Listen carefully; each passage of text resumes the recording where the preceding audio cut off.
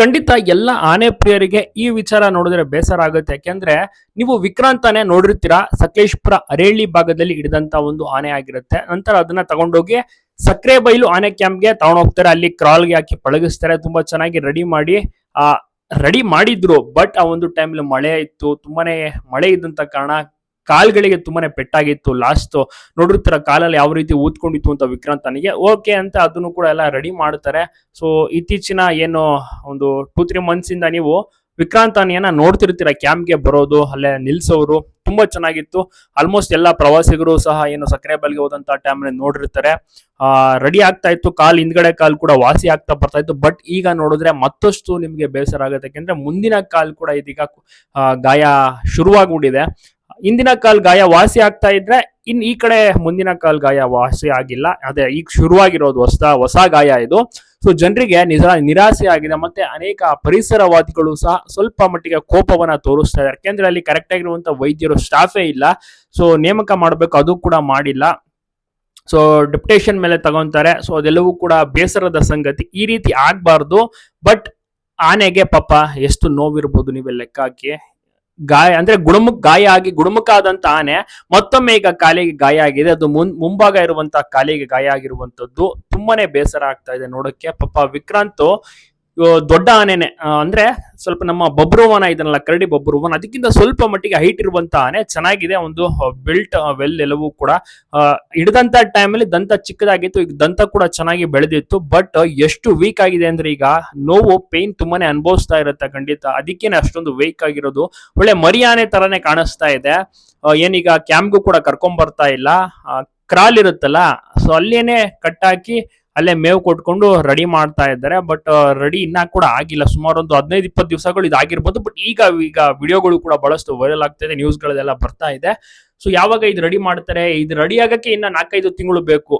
Camp ಇನ್ನ ಮುಂದಿನ ತಿಂಗಳು ಅಕಸ್ಮಾತ್ ಓಪನ್ ಆದ್ರೂ ಕೂಡ ಈಗ SOP ಬರೋತಕ್ಕ ಎಲ್ಲ ಕರ್ನಾಟಕದ ಯಾವ ಕ್ಯಾಂಪ್ ಕೂಡ ಓಪನ್ ಇಲ್ಲ, ಕ್ಲೋಸ್ ಆಗಿದೆ. ಒಂದು ಇನ್ಸಿಡೆಂಟ್ ಆಗಿದೆ, ನಿಮ್ಗೆಲ್ರಿಗೂ ಕೂಡ ಗೊತ್ತು. ಇನ್ನು ಮುಂದಿನ ತಿಂಗಳು ಕ್ಯಾಂಪ್ ಓಪನ್ ಆದ್ರೂ ವಿಕ್ರಾಂತ್ ಆನೆಯನ್ನ ನೋಡಕ್ ಆಗೋದಿಲ್ಲ. ಮಿನಿಮಮ್ 4 ತಿಂಗಳು ಬೇಕೇ ಬೇಕು ಕಂಪ್ಲೀಟ್ ಕಾಲು ವಾಸಿ ಆಗೋಕೆ. ಮುಂಭಾಗ ಬಹುಶಃ ಅದು ನೀವು ನೋಡ್ತಾ ಇರ್ಬೋದು, ಕಾಲ ಹತ್ರ ಉಗ್ರ ಹತ್ರನೇ ಅದು ಗಾಯ ಆಗ್ಬಿಟ್ಟಿರೋದು. ಸಿಕ್ಕಾಬಿಟ್ಟೆ ನೋವಿರೋದು. ಅದು ಉಗ್ರ ಹತ್ರ ಗಾಯ ಆಗ್ಬಿಟ್ರೆ ಅಂತೂ ಆ ಕಡೆ ನಡೆಯೋಕ್ಕೂ ಆಗಲ್ಲ. ಮತ್ತದು ಸೆಪ್ಟಿಕ್ ಆಗಿ ಹುಳ ಏನಾದ್ರು ಸೇರ್ಕೊಂಡು ಇದಾಗ್ಬಿಟ್ರೆ ಅದು ಕೂಡ ತುಂಬಾನೇ ಗ್ಯಾಂಗ್ರಿಂಗ್ ಕನ್ವರ್ಟ್ ಆಗ್ಬಿಡುತ್ತೆ. ಸಾಕಷ್ಟು ರೀತಿಯಲ್ಲೂ ಕೂಡ ಒಂದು ಚಾಲೆಂಜಿಂಗ್ ಅಂತಾನೆ ಹೇಳ್ಬೋದು ಇದು ವಾಸಿ ಮಾಡೋಕೆ.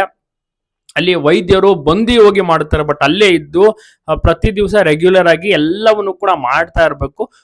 ಆದ್ರೆ ಇಲ್ಲಿ ಯಾರು ಕೂಡ ತಲೆ ಕೆಡಿಸ್ಕೊಳ್ಳೋರೆ ಇಲ್ವಾ? ಏನ್ ಕತೆ ಆಗ್ತಾ ಇದೆ ಪಾಪ. ನೋಡಿ, ಇಲ್ಲಿ ಸಾಕಷ್ಟು ಇನ್ಸಿಡೆಂಟ್ ಗಳಾಗೋಯ್ತು. ಅಡ್ಕ ಬಡ್ಕಾಗಿ ಅಲ್ಲಿ ಕಾಲು ಮುರಿದೋಗ್ಬಿಟ್ಟಿತ್ತು, ಅದನ್ನ ರೆಡಿ ಮಾಡ್ತಾ ಇದ್ರು. ಬಟ್ ಕಾಲು ಸ್ಟಿಫ್ ಆಗಿಲ್ಲ, ಅಡ್ಕ ಬಡ್ಕೋದು ಸ್ವಲ್ಪ ಬೆಂಡ್ ಆಗಿರುತ್ತೆ, ನೀವು ನೋಡಿರ್ಬೋದು. ಬಟ್ ಇನ್ನ ಅದನ್ನೇನು ತರ್ತಾ ಇಲ್ಲ, ಅಲ್ಲೇ ಕಾಲ್ ಹತ್ರನೇ ಕಟ್ಟಾಕೊಂಡಿರ್ತಾರೆ. ಅದ್ ಬಿಟ್ರೆ ಬಾಲಣ್ಣ ಆನೆ ದಸರಾದಲ್ಲಿ ಭಾಗಿಯಾಗುವಂತಾನೆ, ಕುಮ್ಕಿ ಕಾರ್ಯಾಚರಣೆಯಲ್ಲಿ ಭಾಗಿಯಾಗುವಂತಾನೆ.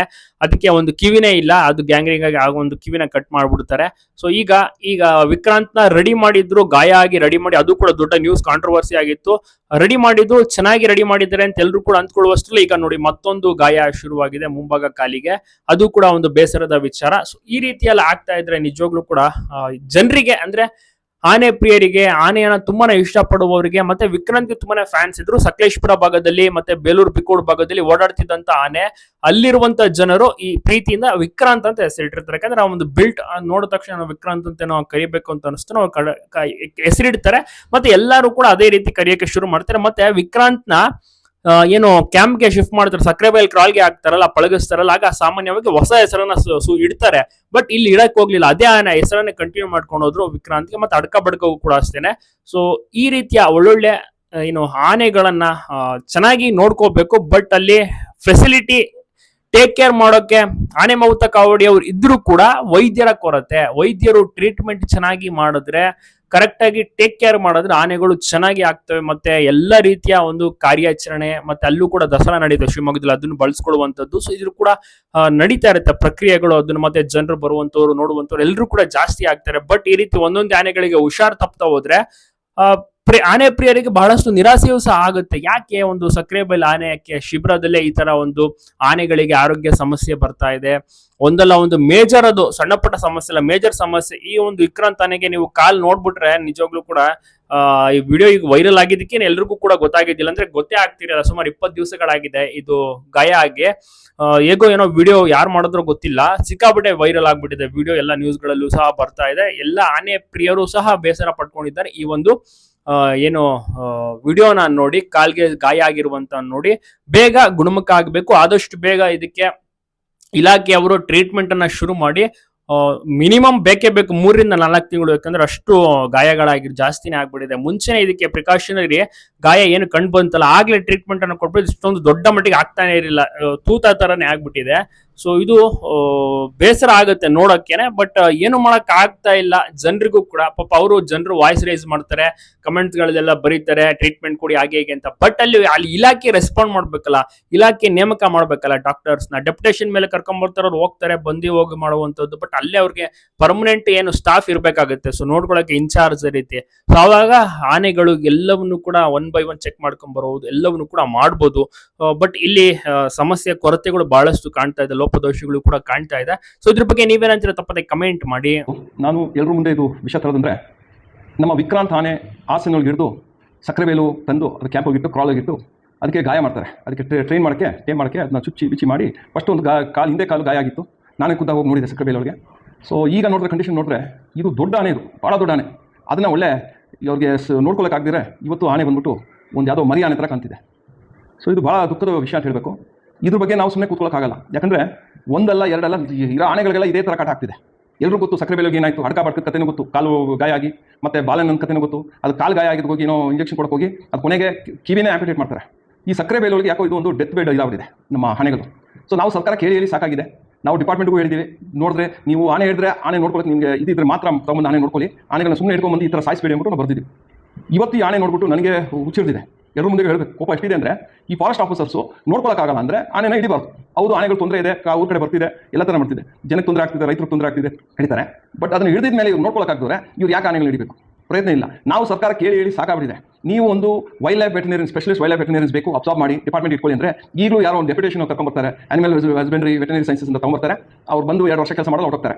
ಮೊನ್ನೆ ಒಂದು 3 ತಿಂಗಳಿಂದ ಶಿವಮೊಗ್ಗದೊಳಗೆ ಒಂದು ಚಿಕ್ಕ ಹುಡುಗಿ ಈಗನೇ ಗ್ರಾಜುಯೇಷನ್ ಆಗಿ ವೆಟನರಿಯಿಂದ ಅವರು ಶಿವಮೊಗ್ಗದೊಳಗೆ ಕೆಲಸ ಮಾಡಬೇಕಾದ್ರೆ ಒಂದು ಹಿಪೋಪಾಟಮಸ್ ಅವ್ರನ್ನ ಕಚ್ಚಿ ಅವ್ರನ್ನ ಹಾಸ್ಪಿಟಲ್ ತೊಗೊಂಡೋದ್ರು, ತೀರೋದ್ರು ಅವರು. ಇಷ್ಟೆಲ್ಲ ಘಟನೆ ಆಗ್ತಾ ಇದ್ರು ಸರ್ಕಾರಕ್ಕೆ ಯಾಕೋ ಎಚ್ಚರಿಕೆ ಬರ್ತಿಲ್ಲ. ಒಂದು ನಮ್ಮ ಫಾರೆಸ್ಟ್ ಡಿಪಾರ್ಟ್ಮೆಂಟ್ ನೆಗ್ಲಿಜೆನ್ಸು, ಇನ್ನೊಂದು ಕಡೆ ನಮ್ಮ ಸರ್ಕಾರದ್ದು ಏನು ಆಟಿಟ್ಯೂಡ್ ತೋರಿಸ್ತಾರೋ ಅದಕ್ಕೆ ಅವ್ರಿಗೆ ಇಂಟ್ರೆಸ್ಟ್ ಇಲ್ವೋ ಏನು ಅರ್ಥನೇ ಆಗಲ್ಲ. ಸೊ ಈ ಆನೆ ನೋಡಿದ್ರೆ ಇವತ್ತು ಅದಕ್ಕೆ ಎಂತೆಂಥ ಗಾಯ ಆಗಿದೆ ಅಂದರೆ, ನಾನು ನೋಡಿದ್ದು ಬೇರೆ ಒಂದು ಹಿಂಕಾಲಿಗೆ ಗಾಯ ಆಗಿತ್ತು, ನಿಂತ್ಕೊಳ್ಳೋಕೆ ಆಗ್ತಿರ್ಲಿಲ್ಲ. ಇವತ್ತು ನೋಡಿದ್ರೆ ಇಡೀ 4 ಕಾಲಿಗೂ ಗಾಯ ಆಗಿದೆ. ಆಮೇಲೆ ಅದು ಇದೆಯಲ್ಲ ಟೋಸು, ಅಲ್ಲೂ ಗಾಯ ಇದೆ, ಅದು ಗ್ಯಾಂಗ್ರೀನ್ ಥರ ಆಗಿದೆ. ಈ ಆನೆ ನೋಡಿದ್ರೆ ನಮಗೆ ಡೆಫಿನೆಟಾಗಿ ಕಣ್ಣೀರು ಹಾಕಬೇಕಾಗುತ್ತೆ. ಅಲ್ಲಿನ ಹಾಸನ ಜನಕ್ಕೆ ಗೊತ್ತು ಇದು ಎಷ್ಟು ದೊಡ್ಡ ಆನೆ. ವಿಕ್ರಾಂತ್ ಅಂದರೆ ಆ ಹೆಸರಿಗೆ ಕೊಟ್ಟಿದ್ದು ಆ ವಿಕ್ರಾಂತ್ ಥರ ಕಾಣುತ್ತೆ, ಒಂದು ಸೋಲ್ಜರ್ ಥರ ಇದೆ ಅಂತ ಹೆಸರು ಕೊಟ್ಟಿದ್ದು. ಇವತ್ತು ನೋಡಿದ್ರೆ ಅದಕ್ಕೆ ಈ ಥರ ಮಾಡಿಕ್ಕಿದ್ದಾರೆ. ಇದು ಯಾರ ಹೊಣೆ? ಇದು ಫಾರೆಸ್ಟ್ ಡಿಪಾರ್ಟ್ಮೆಂಟ್ ಹೊಣೆನಾ, ನಮ್ಮ ಕರ್ನಾಟಕ ಗೌರ್ಮೆಂಟ್ ಹೊಣೆನಾ? ಮತ್ತು ನಾವು ಜನ ಬಾಯಿ ಮುಚ್ಕೊಂಡು ಕೂತಿರ್ತಿ ಹಿಂಗೆ ಆಗ್ತಾರೆ. ನಮ್ಮ ಆನೆಗಳು ಒಂದೊಂದಾಗಿ ಹೋಗ್ತಾ ಇದೆ, ಊಟ ಕೊಡ್ತಾರೆ, ಅದು ಗಾಯ ಮಾಡಿ. ಇವತ್ತು ನೋಡಿ ನಮ್ಮ ಅಯ್ಯೋ ವಿಕ್ರಾಂತನ ಕತೆ. ಸೊ ನಾವು ಇದು ಸುಮ್ಮನೆ ಕೂರಕ್ಕಾಗಲ್ಲ. ನಾನು ಎಲ್ಲ ಜನಕ್ಕೆ ಕೇಳ್ಕೊತಾ ಇದ್ದೀನಿ, ದಯವಿಟ್ಟು ಇದ್ರ ಬಗ್ಗೆ ಮಾತಾಡಿ. ಆನೆ ಅಂದ್ಬಿಟ್ಟು ಪೂಜೆ ಮಾಡ್ತೀವಿ ನಾವು. ಗಣೇಶ ಹಬ್ಬ ಬಂದರೆ ಬೇರೆ ಗಣೇಶದ್ದು ಇದು ಪೂಜೆ ಮಾಡ್ಕೊಂಡು ಎಂಜಾಯ್ ಮಾಡ್ತೀವಿ. ಇವತ್ತು ನಮ್ಮ ಗಣೇಶಗೆ ಈ ಥರ ಆಗಿದೆ.